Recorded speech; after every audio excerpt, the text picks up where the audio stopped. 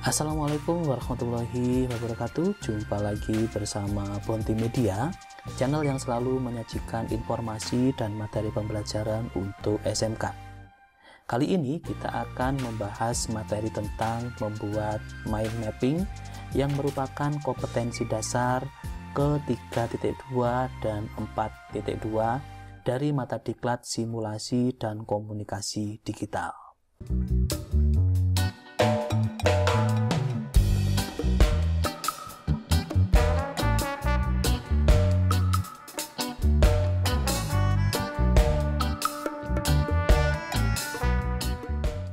Pada video sebelumnya kita telah membahas mengenal logika dan algoritma. Pada video kali ini kita melanjutkan ke kompetensi dasar yang kedua, yaitu mind mapping. Nah, sebelum membahas lebih lanjut tentang apa itu mind mapping, kita akan mencari dulu pengertian dari mind mapping. Mind mapping atau petaminda adalah metode mengembangkan ide, gagasan, atau solusi yang dituangkan dalam bentuk cabang bahkan konsep. Pada kesempatan kali ini, mari kita coba pahami apa saja manfaat yang kita dapatkan dari mind mapping. Yang pertama itu adalah untuk melatih diri memahami berbagai informasi penting. Mind mapping memberikan banyak manfaat dalam proses belajar karena akan membuat kita terbiasa mengorganisasikan dan mengelompokkan informasi-informasi penting dari konsep atau ide utama materi pelajaran. Jika telah terbiasa menyusun informasi-informasi penting ini, konsentrasi secara otomatis akan meningkat. Selain itu, informasi-informasi penting yang dipetakan menggunakan mind mapping juga akan memudahkan seseorang dalam membuat rencana serta membangun kerangka kerja dengan lebih cepat dan efektif. Membantu setiap pengguna dalam memahami konsep maupun permasalahan yang sangat kompleks. Selain itu, cara ini juga mampu membantu menggunakan dan memecahkan masalah yang kompleks tersebut, sehingga cara ini akan sangat bermanfaat ketika diterapkan dalam proses belajar dan lain sebagainya. Kemudian manfaat yang kedua adalah meningkatkan ketelitian dalam menyusun informasi. Dengan membuat mind mapping secara mandiri, secara tidak langsung akan melatih kemampuan pengaturan informasi yang didapat. Dalam hal ini, kita bisa mengelompokkan satu informasi sesuai dengan kategori tema yang dibahas. Dengan demikian, kita akan terbiasa dengan menyusun informasi secara rapi dan tertata. Yang ketiga adalah meningkatkan kreativitas dan produktivitas. Dengan menggunakan mind map yang kreatif dalam menyajikan dan mengolah informasi-informasi penting dari suatu konsep, misalnya menggunakan bentuk grafis yang berisi gambar, kata kunci, dan frase penting secara tidak langsung juga akan mengasah kreativitas kita. Selain itu, membuat mind map juga akan membuat kita lebih produktif. Saat membuat mind map, kita perlu menentukan model percabangannya, memilih warna, menentukan kata kunci, dan memilih kalimat penting. Proses tersebut kemudian dapat menjadi motivasi kita untuk lebih produktif dalam membuat aktivitas belajar menjadi tidak membosankan. Kita lanjutkan manfaat yang keempat, yaitu menghemat waktu. Lewat pembuatan mind mapping yang rapi dan terstruktur akan memudahkan serta menghemat waktu untuk mempelajari ulang materi yang telah dibaca sebelumnya. Dengan demikian, kita akan menggunakan sisa waktu yang lain untuk mempelajari materi yang berbeda. Mind mapping juga dapat diaplikasikan dalam berbagai macam hal. Tidak hanya digunakan sebagai pembelajaran sebuah materi di sekolah, mind mapping juga cukup efektif untuk menyusun rencana bisnis. Kemudian manfaat yang terakhir yaitu adalah meningkatkan kemampuan seseorang dalam memahami sesuatu. Mind mapping sangat bermanfaat dalam meningkatkan fungsi kerja otak. Jika seseorang telah terbiasa membuat mind map, maka secara otomatis ia akan lebih cepat dalam memproses atau memahami materi yang sedang ia pelajari. Penggunaan kata kunci yang sederhana pada mind map juga akan membantu kita dalam mengingat materi-materi penting yang berkaitan dengan ide utamanya. Baiklah, sekarang kita lanjutkan ke langkah-langkah membuat mind mapping.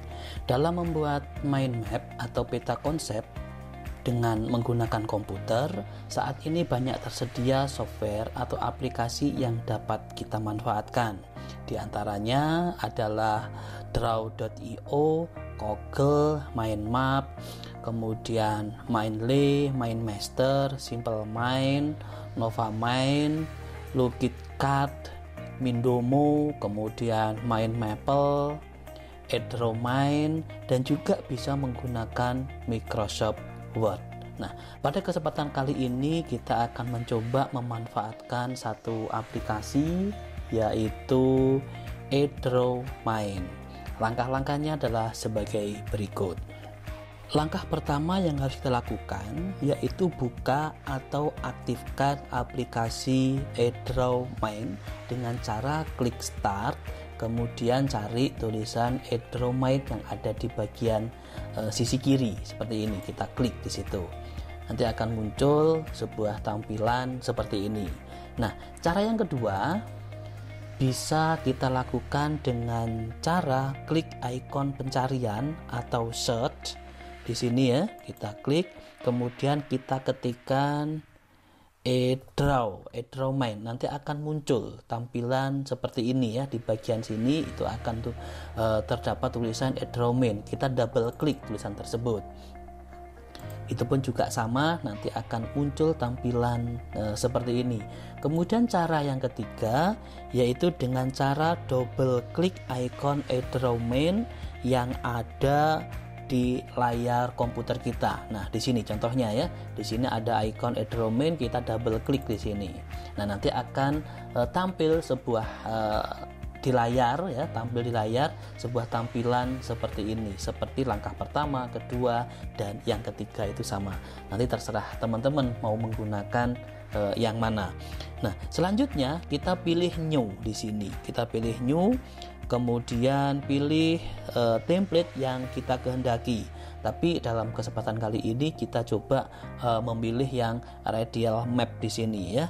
Kita double klik ini radial mapnya. Nah, di sini muncul sebuah tampilan di mana ada tulisan main idea, kemudian main topic, dan main topik ya sebanyak 3 kali. Nah, main idea ini merupakan tempat ide utama atau ide pokok. Ya, perlu diingat. Jadi ide utamanya itu adalah di main idea ini ya, di sebagian sini ya. Kemudian untuk main topik itu merupakan tempat beberapa topik utama. Dari ide utama ini nanti bisa dikembangkan menjadi beberapa topik utama. Nah, di sini ide utamanya, kemudian di sini topik utamanya. Topik utama itu tidak harus 3, bisa 2, 3, 4, dan seterusnya. Itu tergantung dari seberapa banyak ide utama tersebut dijabarkan. Sebelum kita lanjutkan ke bagian subtopik utama, mari kita pelajari beberapa menu yang sering digunakan. Yang pertama itu adalah topik ya. Ini di bagian ini itu adalah menu topik.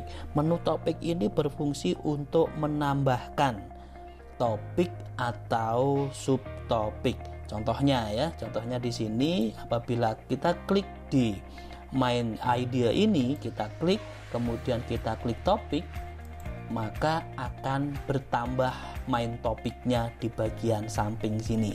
Nah, kita coba sekali lagi ya, main ide kita klik, kemudian kita pilih topik, nah akan bertambah lagi. Di sini juga demikian. Nah, yang tadinya cuma 3 sekarang menjadi 6 seperti itu. Nah, selanjutnya di samping topik itu ada subtopik ya. Subtopik itu fungsinya untuk membuat, kalau topik yang tadi itu untuk menambahkan, kalau subtopik itu adalah membuat topik atau subtopik baru. Sebagai contoh kita pilih di bagian sini ya. Di bagian sini kita klik ya, main topik yang pertama itu kita klik, kemudian kita pilih menu subtopik, maka akan muncul subtopik baru dari main topik yang pertama. Nah, kita coba lagi subtopiknya. Nah, akan bertambah lagi. Kita coba lagi subtopiknya. Tapi kalau subtopik ini kita klik, kemudian kita tekan subtopik yang ada di sini, nah itu akan bertambah lagi. Nah, selanjutnya kita bisa mengatur shape. Shape di sini adalah untuk merubah bentuk. Nah, contohnya ya, di sini itu hanya berupa elips seperti ini. Itu kita rubah bentuknya. Caranya kita klik, kemudian kita menuju ke bagian sini ada tulisan shape ya. Kemudian ada gambar seperti ini, kita klik bagian segitiganya. Di sini kita disediakan banyak sekali bentuk-bentuk baru ya. Bentuk-bentuk baru, contohnya seperti ini kita pilih ya. Nah, kemudian dari sini, dari shape ini kita bisa merubah warnanya. Di samping kanannya itu ada gambar seperti ini, kita klik. Nah, di sini muncul warna ya, warna yang bermacam-macam. Silahkan pilih sesuai dengan selera teman-teman sekalian. Nah, di sini ada lagi sebuah kotak ya, kita klik itu untuk merubah garis tepinya. Tolong diperhatikan di sini itu warnanya adalah hijau. Nah, sekarang kita rubah menjadi biru. Nah, itu akan berubah seperti ini. Nah, di main topik dan subtopiknya pun juga bisa dilakukan hal yang sama. Contoh nih di bagian terakhir, di bagian subtopik terakhir itu hanya berupa garis dan tulisan saja. Kita rubah. Caranya kita klik bagian tersebut, kemudian kita pilih ya, shape ini kita pilih, kita tentukan bagian mana, contohnya bagian ini. Nah, warnanya kita rubah, yang tadinya berwarna putih kita rubah menjadi warna kuning. Nah, outline-nya atau garis tepinya kita biarkan seperti itu. Nah, ini pun juga berlaku untuk yang main topik dan subtopik lainnya. Mungkin itu saja penjelasan singkat tentang langkah-langkah membuat mind map. Mudah-mudahan ada manfaatnya. Bila ada pertanyaan-pertanyaan atau hal-hal yang belum dipahami dari pembahasan dalam video ini, silahkan tulis komentar. Dan jangan lupa bila teman-teman memerlukan video-video dari Komputer Disasar yang lainnya, silahkan teman-teman lihat di deskripsi. Nanti akan disertakan link-link untuk menuju video-video dengan pembahasan yang lainnya. Terima kasih. Assalamualaikum warahmatullahi wabarakatuh.